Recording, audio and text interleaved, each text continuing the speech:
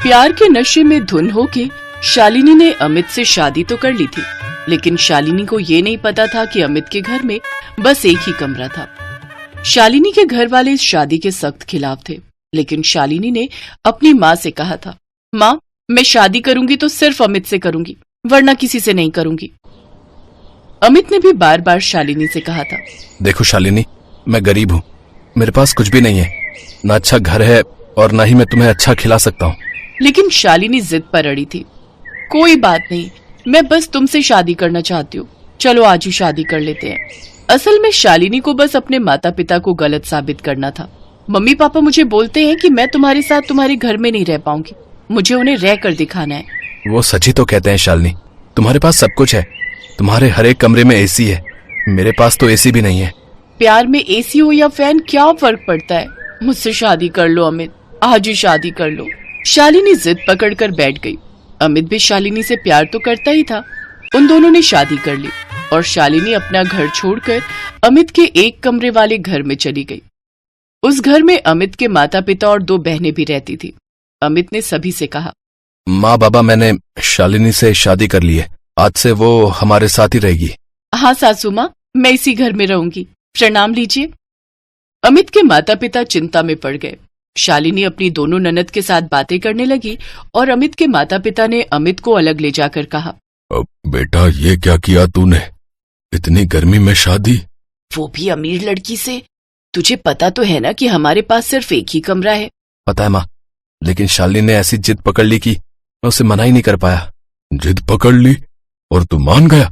सरला, अब तुम ही तुम्हारे बेटे को समझाओ, पागल हो गया है ये। अमित के माता पिता गुस्सा हो गए। शालिनी वैसे अच्छी लड़की थी, उसे खाना बनाना आता था, घर के कामकाज भी आते थे। शालिनी ने उन दोनों का दिल जीत लिया। उसने सबके लिए खाना बनाया और प्यार से सभी को खाना खिलाया। हरिहर और सरला खुश हो गए। अमित की 2 बहनें भी भाभी की तारीफ करने लगी। वाह भाभी, क्या खाना बनाया आपने। हाँ भाभी, मजा आ गया। शालिनी भी खुश थी, लेकिन प्रॉब्लम तो रात के वक्त शुरू हुई। घर में कमरा एक ही था और फैन भी एक ही था, इसीलिए सभी एक ही कमरे में सोते थे। अमित ने शालिनी से कहा, शालिनी, इसी कमरे में हम सब एक साथ सोते हैं। पूजा और पायल और माँ बिस्तर पर सो जाती हैं, मैं और बाबा नीचे जमीन पर सो जाते हैं। हाँ, वो कमरा छोटा है ना, ज्यादा जगह भी तो नहीं है कमरे में। बहू, तुम अमित और पायल बिस्तर पर सो जाओ और हम तीनों नीचे सो जाएंगे। क्यों पूजा? हाँ माँ, मैं नीचे सो जाऊंगी। वो तीनों नीचे सो गए, लेकिन कमरा इतना छोटा था कि बिस्तर रखने के बाद ज्यादा जगह बची ही नहीं थी। वो तीनों एक दूसरे से चिपक कर सो गए और बिस्तर पर शालिनी, अमित और पायल सो गए। बिस्तर भी छोटा सा ही था और शालिनी को आदत नहीं थी। ऊपर से कमरे में एसी भी नहीं था। शालिनी को बहुत गर्मी होने लगी। वो मन ही मन सोचने लगी, अरे यार बहुत गर्मी हो रही है, इतनी गर्मी, ऊपर से एसी भी नहीं है और एक बिस्तर पर तीनों को सोना पड़ रहा है। इस तरह से तो मुझे नींद ही नहीं आएगी। ये तो बस शुरुआत थी, शालिनी सो नहीं पाई। अमीर घर की लाडली बेटी थी वो। सुबह के 10 बजे से पहले उसकी नींद नहीं खुलती थी। वहीं शालिनी 5 बजे उठ गई। सरला ने सोचा, अरे वाह, बहू 5 बजे उठ गई है, बहुत अच्छे संस्कार हैं बहू में। लेकिन शालिनी किस वजह से सुबह उठ गई थी ये किसी को नहीं पता था। धीरे धीरे गर्मी और बढ़ने लगी। तापमान 45 डिग्री तक पहुंच गया। पूरा दिन काम करते करते शालिनी की हालत खराब हो गई। शाम को उसने अमित से कहा, अमित मुझे बहुत गर्मी हो रही है, मैं एक ही कमरे में सबके साथ नहीं सो सकती। ये तो मैंने तुमसे पहले ही कहा था शालिनी, तुम ही नहीं मान रही थी। तो क्या हुआ, अभी मैं तुम्हारी बीवी हूँ, तुम अपने माता पिता को बोलो कहीं और सोने के लिए। नहीं शालिनी, मैं ये नहीं कर सकता। तो फिर मैं भी तुम्हारे साथ नहीं रह सकती। ये बोलकर शालिनी अपने घर चली गई। अमित कुछ कर नहीं पाया, क्या ही करता बेचारा, उसके पास पैसे जो नहीं थे। घर लौटने के बाद शालिनी को भी अपने माता पिता से बहुत उल्टी सीधी बातें सुननी पड़ी। क्यों, कहा था ना मैंने कि तू वहां नहीं रह पाएगी, अब क्या हुआ? लौट क्यों आई यहाँ, रहती उस एक कमरे के घर में। शालिनी का दिल टूट गया। वह दुखी बैठी रही, लेकिन रात को अचानक से इतनी बारिश हुई कि शालिनी के वहां बाढ़ आ गई। कमर तक पानी आ गया, घर रहने के लायक ही नहीं रहा। पापा ये क्या हुआ, अचानक से इतनी बारिश कैसे हुई? गर्मी में पानी भाप बन के ऊपर उठ जाता है और फिर बारिश बन जाती है। गर्मी बहुत ज्यादा थी ना, इसीलिए बारिश भी जोरदार हुई। लेकिन अब हम रहेंगे कहाँ? हमारे रिश्तेदार हमसे जलते हैं, वो हमें अपने घर में रहने थोड़ी देंगे। अगर रहने दे भी तो पूरी जिंदगी इसे लेकर ताना मारेंगे। तो क्या हम यहाँ ऐसे मर जाएंगे?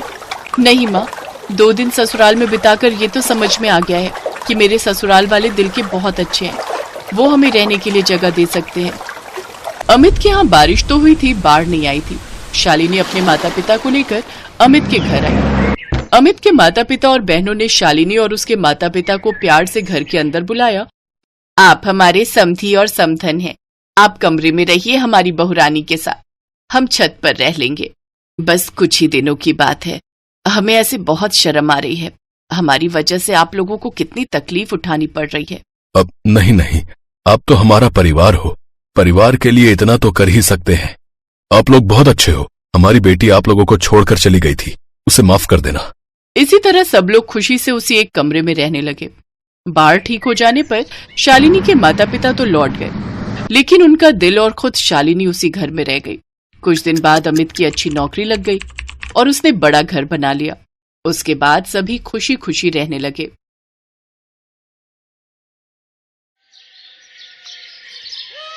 ममता एक अंधी औरत थी। वो सड़कों पर भीख मांगकर गुजारा करती थी।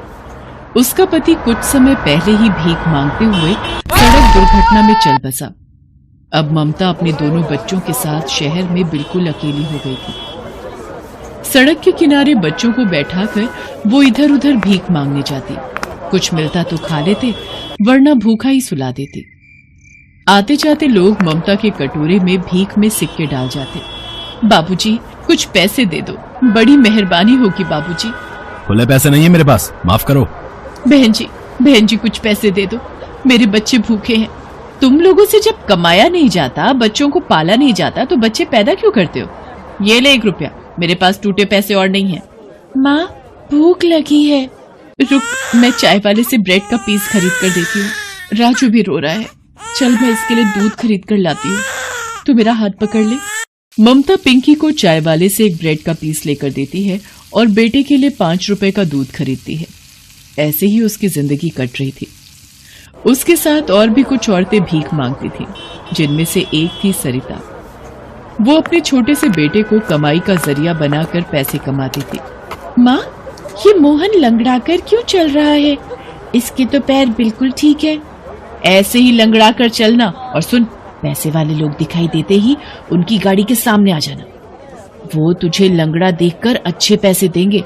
सरिता, तुम ये सब मत किया करो, पैसे कमाने के चक्कर में तुम अपने बेटे को गलत सीख दे रही हो।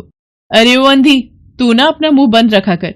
खुद तो तू सचमुच की अंधी होकर भी मुश्किल से 5-10 रुपए कमाती है, और हम 100-200 कमाए तो तू जलती है। ममता जानती थी कि सरिता को समझाना बेकार है। सरिता लालची है और वो उसकी नहीं सुनेगी। एक दिन ममता और सरिता दोनों भीख मांग रही थी। एक व्यक्ति ममता को 10 रुपए देने लगता है। माँ, ये उन अंकल का बटुआ गिर गया। पिंकी बेटा, इसे संभाल कर रख ले, इसमें देख क्या क्या रखा है, शायद कोई पता लिखा हो। माँ, इस बटुए में तो बहुत सारे नोट हैं। पिंकी, ये रुपए बटुए में वापस रख दे, ये उन साहब की अमानत है, हम किसी से उनका पता पूछकर उन्हें वापस दे आएंगे। ममता, तू पागल हो गई है, जरा सोच, ये रुपए तेरे और तेरे बच्चों के कितने काम आएंगे। पिंकी ने कितने दिन से कुछ नहीं खाया, उसको बढ़िया बढ़िया खाना खिला सकती है, अच्छे कपड़े खरीद कर दे सकती है, कितने दिन तक गुजारा हो जाएगा। और तो और तेरे बच्चों के सर पर छत नहीं है, तू एक अच्छी सी झुग्गी किराए पर लेकर रह सकती है। भले ही आज हमारे सिर पर छत नहीं है, मैं जानती हूँ ये रुपए मेरे और मेरे बच्चों के बहुत काम आ सकते हैं, लेकिन मैं बेईमानी नहीं करूंगी। नहीं माँ, मैं ये बटुआ वापस नहीं दूंगी, मुझे खाना खाना है, अच्छे अच्छे कपड़े खरीदने हैं, मुझे सड़क पर नहीं घर में रहना है। माँ, पिंकी, ये बटुआ मुझे दे दे, जिद मत कर। पिंकी ममता को बटुआ ना देने की जिद करती है। गुस्से में आकर ममता पिंकी को थप्पड़ लगा देती है। पिंकी रोने लगती है। पिंकी बेटा, जीवन में कितनी भी कठिनाइयां आ जाए, पर मनुष्य को कभी भी गलत राह पर नहीं चलना चाहिए, इसलिए हम ये बटुआ उन साहब के घर वापस दे आएंगे। अंधी और मोहताज बनकर सारी जिंदगी ऐसे गुजार देगी तू, हाथ में आया मौका भी खुद गंवा रही है, जा, हमें क्या। ममता उस बटुए में रखा एक कार्ड एक व्यक्ति को दिखाती है। वो उसे पता बता देता है। ममता पिंकी का हाथ पकड़ती हुई मुन्ना को गोदी में लिए उस व्यक्ति के घर पहुंचती है जिसका बटुआ गिरा था। माँ, ये तो बहुत बड़ा घर है और गेट पर एक भैया बैठे हैं। ए भिखारिन, कहाँ चली आ रही है? किससे मिलना है भाई? भैया, मुझे इस घर के मालिक से मिलना है। मुझे उनसे बहुत जरूरी काम है। अगर तुझे कोई भीख चाहिए तो वो आज के दिन तो नहीं देते साहब। उसके लिए तुझे मंदिर जाना होगा। साहब हर सोमवार को मंदिर में ही भिखारियों को दान करते हैं। नहीं भैया, मुझे उनसे कोई और काम है। मुझे उनसे कुछ लेना नहीं है, उन्हें कुछ देना है। तेरे पास ऐसा क्या है जो तू हमारे साहब को देगी? चल हट आगे से, अंधी कहीं की। साहब की गाड़ी निकलने वाली है, हट जा। जैसे ही गाड़ी निकलने वाली होती है, ममता उस गाड़ी से टकरा जाती है। अरे अभी गाड़ी के नीचे आ जाती, सामने से हटो। कौन हो तुम? अरे साहब कोई नहीं, एक अंधी भिखारिन है। बहुत देर से आपसे मिलने के लिए कह रही थी। बोल रही है आपको कुछ देना है। तुम्हें मुझसे क्या काम है, बताओ। पिंकी बेटा, ये साहब का बटुआ दे दो। आपका बटुआ कल सड़क पर गिर गया था जब आप मुझे भीख दे रहे थे। वो व्यक्ति अपना बटुआ खोलकर देखता है। उसमें पूरे रुपए थे, एक भी रुपया कम नहीं था। व्यक्ति ममता की ईमानदारी देखकर हैरान रह जाता है और उसकी बहुत तारीफ करता है। गार्ड से कहकर व्यक्ति ममता को अपने घर के अंदर बुलाता है। उस व्यक्ति की पत्नी भी जब ये सब सुनती और देखती है तो वो भी बहुत हैरान हो जाती है। आज के जमाने में तुम्हारे जैसे ईमानदार बहुत कम मिलते हैं। तुम आंखों से देख नहीं सकती हो। इन रुपयों से तुम बहुत कुछ कर सकती थी, पर फिर भी तुम ये बटुआ वापस करने आई। ये देखकर हम सचमुच बहुत हैरान हैं। बीबी जी, मुझे ऊपर जाकर भगवान को जवाब देना है। अगर आज मैं इन रुपयों से अपने बच्चों का पेट पालती तो मेरे बच्चे भी वही सीखते और कल कुछ गलत काम भी कर सकते थे। मैं नहीं चाहती कि मेरे बच्चे ऐसे बने।